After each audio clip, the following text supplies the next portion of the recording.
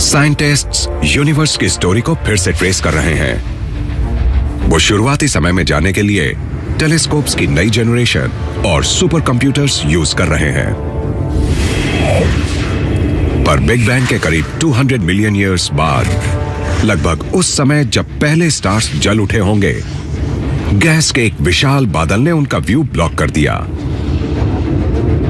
समय में पीछे जाने की भी एक लिमिट है, क्योंकि एक पॉइंट आता है जहां पर यूनिवर्स खुद ओपेक हो जाता है। तो ये एक फॉग जैसा है, आप इसके पार नहीं देख सकते।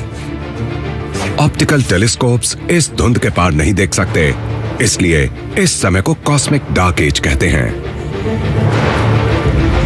पहले स्टार्स खोजने के लिए साइंटिस्ट्स को धुंध के पार देखने का तरीका ढूंढना होगा।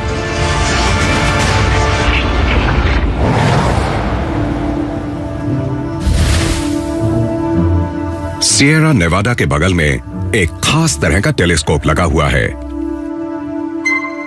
ये स्ट्रेंज स्ट्रक्चर्स हमारे यूनिवर्स के शुरुआती 200 मिलियन ईयर्स से एकोस को रिसीव कर रहे हैं। उस समय से अब तक यूनिवर्स अपने ओरिजिनल साइज से 30 गुना ज्यादा फैल चुका है। इसलिए इन एंशिएंट टाइम्स में प्रोड्यूस हुई रेडिएशन भी स्ट्रेच हो चुकी है।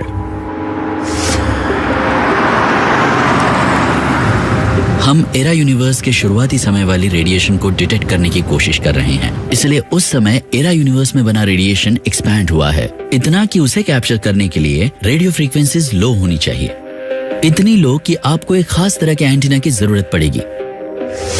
ग्रेग हेलिनन 288 रेडियो एंटेनास यूज करते हैं, जिनसे ओवेंस वैली लॉन्ग वेवलेंथ अरे बनती है। इन्हें 1.5 किलोमीटर के दायरे में रैंडमली डिस्ट्रीब्यूट किया गया है। आज वो इनमें से सिर्फ एक की गड़बड़ी ट्रेस कर रहे हैं। क्योंकि यहाँ सब कुछ इलेक्ट्रिकली कनेक्टेड है, बस एक टच से सब कुछ उड़ सकता है। वोल्टेज ठीक लग रहा है, तो मेरे ख्याल से प्रॉब्लम सिग्नल पाथ में होनी चाहिए, जो कि एक्चुअली एक बिल्डिंग में है। ग्रेग की टीम इन सभी एंटेना से आने वाले हल्के सिग्नल्स को कंबाइन करके कॉस्मिक डार्क एज के रेयर इवेंट्स की झलकियां दिखाती है।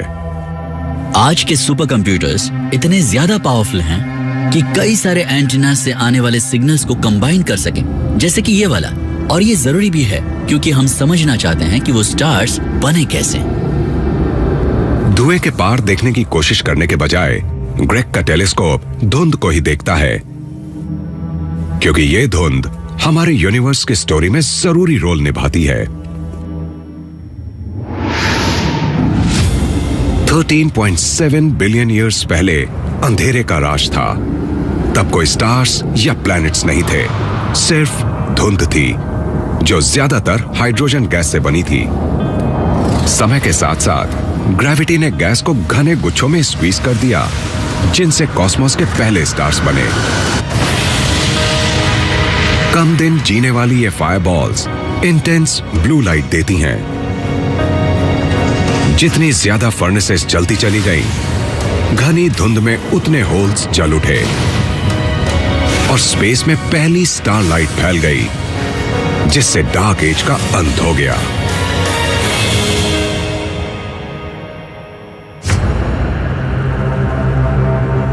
ग्रेग के एंटेने पता लगा रहे हैं ये पहले स्टार्स कब चमकना शुरू हुए, पर इतने सिंपल स्ट्रक्चर्स उस इवेंट का पता कैसे लगा सकते हैं जिसका पता दुनिया के सबसे बड़े ऑप्टिकल टेलीस्कोप्स भी नहीं लगा पाए।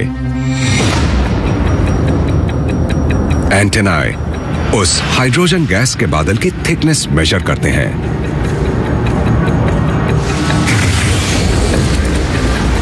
जैसे जैसे स्टार्स चलते गए, वो बादल छंटता चला गया।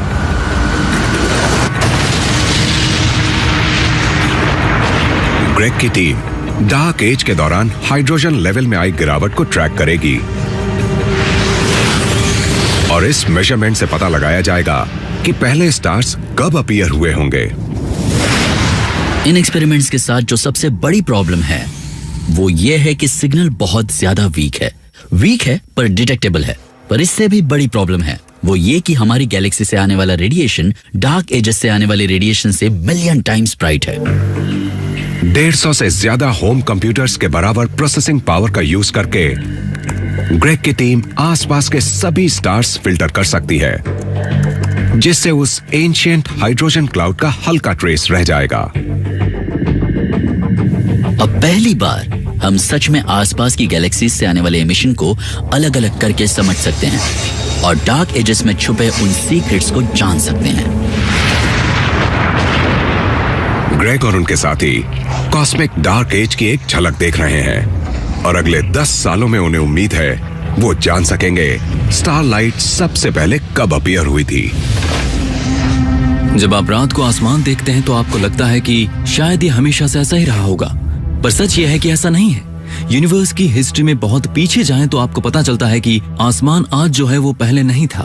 यूनिवर्स की शुरुआत में जरूर ऐसे इवेंट्स हुए होंगे जिन्हें देखने में हमें इंटरेस्ट होता, क्योंकि यूनिवर्स में जो पहले स्टार्स थे वो उन स्टार्स से पूरी तरह अलग थे जिन्हें हम आज देखते हैं। वो शायद सन के मास से 100 या हो सकता है 1000 टाइम्स ज्यादा बड़े हों। मुझे लगता है वो एक दूसरे से जुड़े रहे होंगे और सुपरनोवा एक्सप्लोजन में कोलैप्स कर गए होंगे। पर उस हाइड्रोजन की धुंध का क्या हुआ जिनसे ये स्टार्स बने? वो कहां से आई थी? और क्या एस्ट्रोनॉमर्स उसके पार देख सकते हैं? बिग बैंग के इतने करीब आकर कुछ भी देख पाना मुश्किल हो रहा है। हम बिग बैंग के समय को ऐसे किसी टेलीस्कोप से नहीं देख सकते जिससे लाइट या इलेक्ट्रोमैग्नेटिक रेडिएशन स्टडी की जाती हो, चाहे बात visible light, radio waves, infrared या अल्ट्रावायलेट की ही क्यों ना हो। साइंटिस्ट्स को यूनिवर्स के शुरुआती समय के इवेंट्स को एक्सप्लोर करने के लिए नई टेक्निक्स की जरूरत है। डार्क एज जिस धुंध से भरी पड़ी है वो ज्यादातर हाइड्रोजन से बनी है और हाइड्रोजन यूनिवर्स का सबसे सिंपल एटम है। हम ये तो जान चुके हैं कि एटम क्या है, पर सच ये है कि वो तो बस पहला पॉइंट है जब बात यूनिवर्स के मैटर को उसके कंपोनेंट पीसेस में डिस्ट्रीब्यूट करने की हो। हर हाइड्रोजन एटम की शुरुआत कहीं से तो हुई होगी और बिग बैंग की खोज में लगे साइंटिस्ट्स के लिए अगला बड़ा सवाल यही है।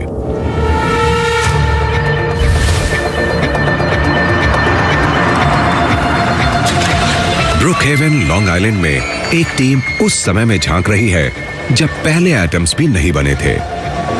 तो ये है रिलेटिविस्टिक हैवी आयन कोलाइडर। इसी में हम उन कंडीशंस को रिक्रिएट कर सकते हैं जो बिग बैंग होने के 1 माइक्रोसेकंड बाद रही होंगी। ये उस समय की बात है जब एटम्स नहीं बने थे, ना ही उन एटम्स से स्टार्स बने थे, बल्कि आज गैलेक्सी में पाया जाने वाला कोई भी स्टफ नहीं बना था। पॉल की टीम एक्सेलरेटर के आसपास गोल्ड एटम्स के न्यूक्लियाई फायर कर रही है। ये एक्सेलरेटर सुपर कंडक्टिंग मैग्नेट्स की इन 2 रिंग्स से बना है। इसके अंदर गोल्ड न्यूक्लियाई को लगभग लाइट की स्पीड पर एक्सेलरेट किया जाता है और वो दोनों रिंग्स में ऑपोजिट डायरेक्शन में मूव कर रहे हैं। इस पूरी टनल का सर्कमफेरेंस करीब 3 किलोमीटर है और गोल्ड न्यूक्लियाई इस पूरी टनल में 10,000 टाइम्स पर सेकंड की स्पीड से मूव करते हैं।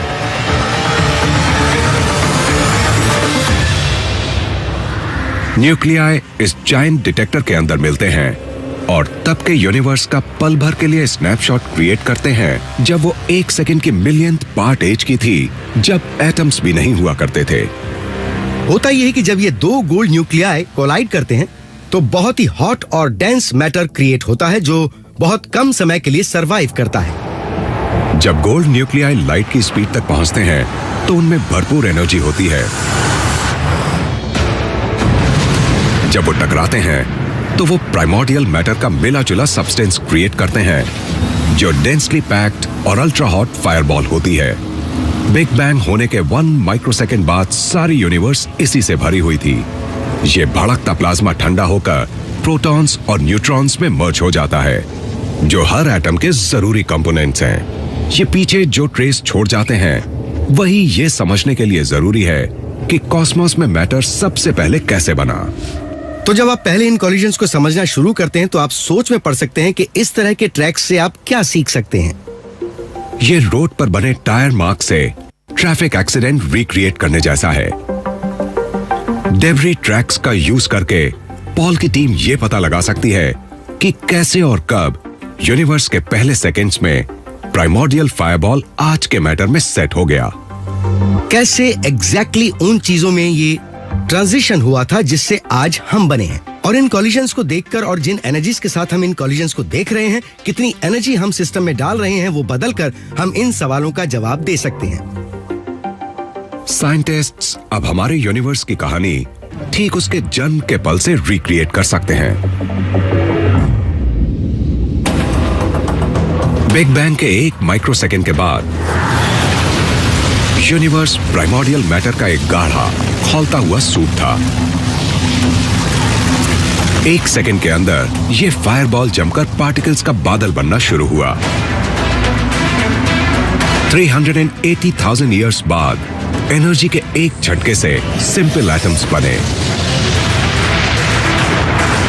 जिससे एलिमेंटल गैस का बढ़ता हुआ फॉग बना, जो इस यूनिवर्स में कम से कम 100 मिलियन ईयर्स तक तैरता रहा।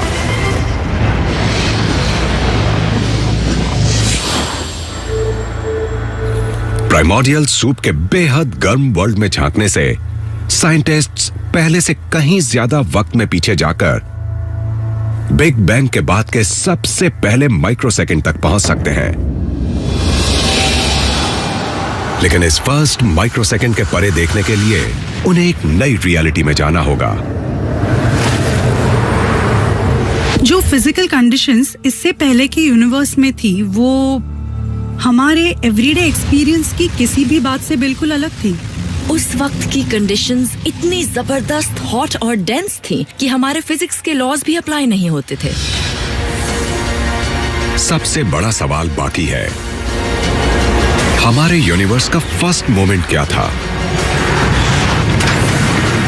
बलून से जुड़ा टेलीस्कोप शायद इस लास्ट मिस्ट्री का जवाब दे सके। ये बहुत ही अमेजिंग है कि हम ऐसे इंस्ट्रूमेंट बनाते हैं जो हमें थोड़ी इंसाइट दे सकते हैं, न सिर्फ यूनिवर्स की शुरुआत के बारे में, बल्कि ये भी कि यूनिवर्स का फ्यूचर क्या होने वाला है।